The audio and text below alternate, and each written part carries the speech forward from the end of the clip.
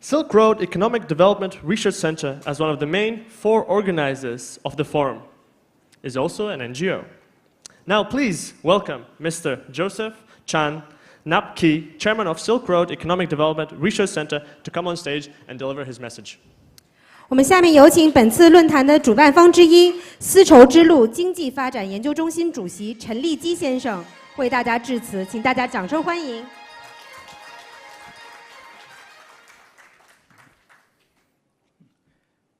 Excellency, Secretary General Alimov, Deputy Director Tan, Deputy Commissioner Yang, Excellency Ambassador of Shanghai Cooperation Organization, ladies and gentlemen, good morning. I'm Joseph Chan, and I feel honored to represent Silk Road Economic Research Development Center, one of the main organizers of this Belt and Road Forum, to give a welcoming remark. I'm an advocate of Presidency's Belt and Road Initiative, and I would like to ask the audience to rephrase this Belt and Road Initiative to the Belt and Road development from now on, because it is no longer an initiative, but in a speeding development stage, and many projects initiated in 2013 have been completed and in actual running. Just to draw everyone's attention once again that the Communist Party of China, CPC, has initiated to incorporate the Belt and Road development into our country's constitution, according to a resolution approved by the 19th CPC National Congress recently, reflecting the significance of this development to China and the Chinese people. I have attended numerous Belt and Road forums in Hong Kong since 2013, and many senior government officials, politicians, industry leaders, and scholars from both the mainland and Hong Kong have talked about their understandings, views, and observation of the Belt and Road initiatives.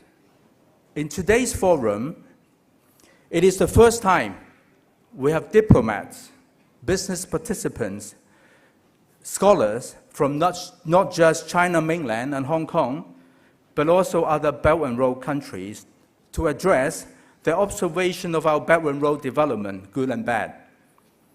I hope this will enlighten and broaden our audience, especially the younger ones, the understanding of how this development is progressing. Moreover, I believe hearing from the accounts of experience working with the Chinese counterparts in the Belt and Road development would make our effort moving in the right direction, rather than wasting our precious time and resources to try and error this development, which is not just a Chinese offer, but a global cooperation with a view to put the participating country onto a platform that is not an obligation, but a loosely and freely to join an exit exercise whenever willingly and necessary. It is not just a platform for business development, but also a platform to cultivate network of friendship, cultural exchange, and language connection. In this internet era, we need also physical contact rather than just virtual communication to make this already smaller world even closer. Hong Kong is perhaps the best city to connect all Belt and Road countries and people. I say that not because I am Hong Kong born and bred. I say this because I see clearly 3 things that makes Hong Kong the most qualified city to connect all participants in the Belt and Road development. Firstly, Hong Kong's one country, two system makes Hong Kong the only common law jurisdiction in the People's Republic of China, making Hong Kong a natural super connector to all leading financial centers who are mostly common law based. Secondly, Hong Kong is the only exchange control free city in China. The come and go of money flow is easy so long as it's law abiding. And for this, I hope our Hong Kong Monetary Authority will put their helping hands to ensure the selling point of Hong Kong without disruption.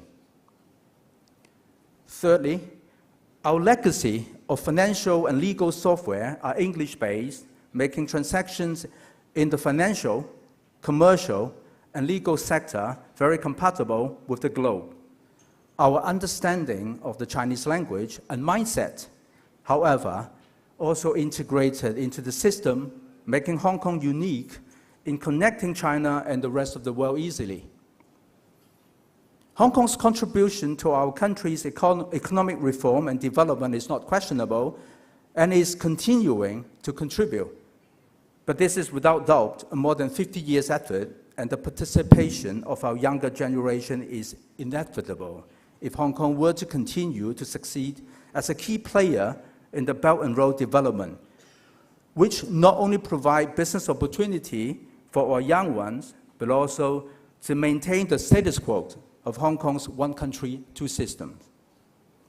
I'm urging the Hong Kong SAR government to put in more effort to help the Hong Kong cultural, educational, and business institutions to participate in the Belt and Road development, much more beyond a super connector role, but a project manager role to the least. Our Hong Kong International Airport is regularly voted the best managed airport in the world. We manage airports not only in Hong Kong, but also in the mainland China.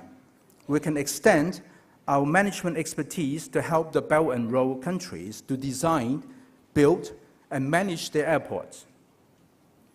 Our MTR Corporation Limited has excellent experience in managing and operating railway systems in Hong Kong, mainland China, the UK, Sweden, and Australia, so it can deliver their management and operation skills to help Belt and Road countries to develop their own railway system and train services as well. I also urge the tertiary education institutions to offer teaching courses as well as making available more research topics on the Belt and Road's history, culture, philosophy, and languages, so as to facilitate Hong Kong's serious participation in the Belt and Road development. We have the Hong Kong International Aviation Academy, the Hong Kong Sea School, and MTR Academy, which provide vocational training for our young people in their respective field, and these could be extended to students from the Belt and Road countries. The Hong Kong SAR government should not forget our large contingent of ethnic minority group that has been residing in Hong Kong for over a century. They can play a significant role in our Belt and Road development. Most of them understand and speak Chinese, as well as their own languages, so they can help connect Hong Kong with the Belt and Road countries swiftly. The one country, two system gives Hong Kong an autonomous status. As a special administrative region, we are members of many international organizations in our own rights, such as WTO, AIIB, ABB, APEC, IMF, and even the Interpol, so on and so forth. The fact that we have the honor to invite the SCO diplomats to come and speak in today's forum is a perfect example of our status quo. SCO is the most important international organization in the Belt development.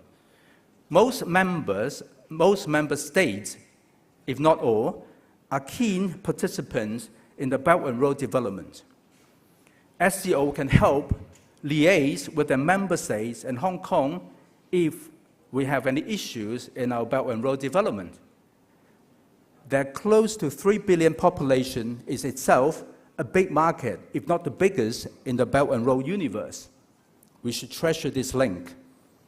That said, so thank you very much for your attention.